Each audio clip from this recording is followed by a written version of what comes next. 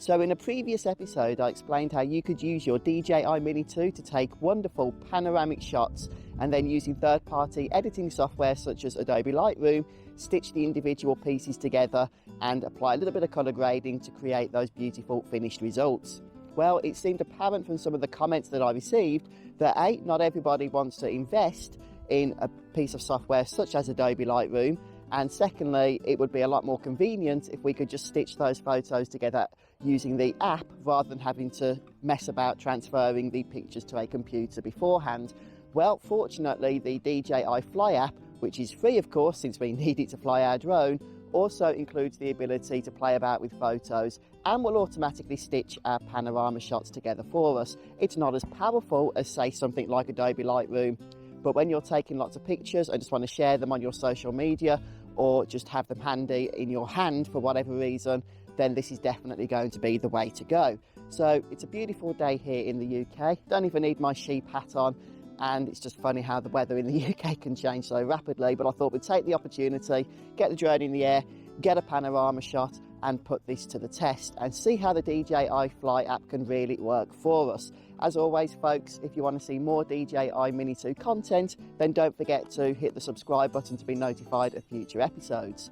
Oh, just a brief interruption before we head back outside. I want to make you guys aware that I'm currently using the latest version of the DJI Fly App. So this is 1.2.5 on iOS, at least at the time of recording this video. I believe it's 1.2.4 on the Android store. So if you can't do what I'm doing today, then just check your app version. Right, so I'm going to get the drone into the air then and into a position where we can take a nice panorama shot. So we'll start by gaining some height as usual and just heading over the fields here. And I've got to say, since the previous episode where I worked on fixing the compass, it's now working absolutely perfectly. It is pinpoint perfect on this interface.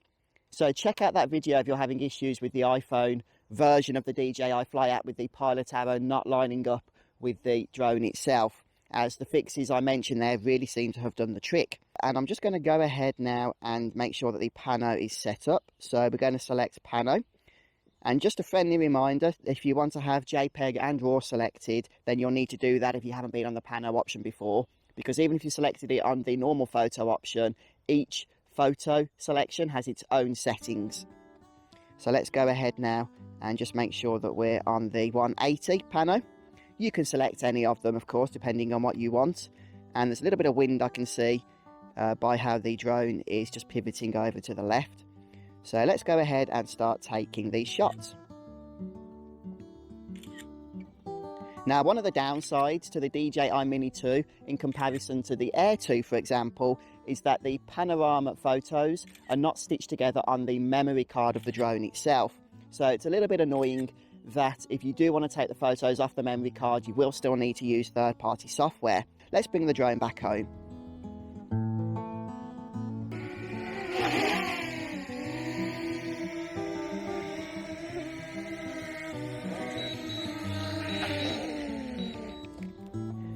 Okay, right then, so with the drone safely back, we're going to head into the settings here. So I'm going to select the back arrow here. And then from here, what I'm going to do is select the album button just at the bottom left of the screen. So once we've selected that, we're going to select the pano shot that we want to play around with. For me, it's just going to be the shot we just took. And as you can see, with no work involved, the Fly app is going to stitch that together for us immediately. Now, in terms of color grading and editing, unfortunately, there are very limited options here. But you can use this button at the bottom right, this sort of magic wand, and that will enhance the photo with a tiny little bit of colour grading. Now, it will do that automatically as it has done here. You can turn that effect off if you wish to do that. I'm going to keep it active.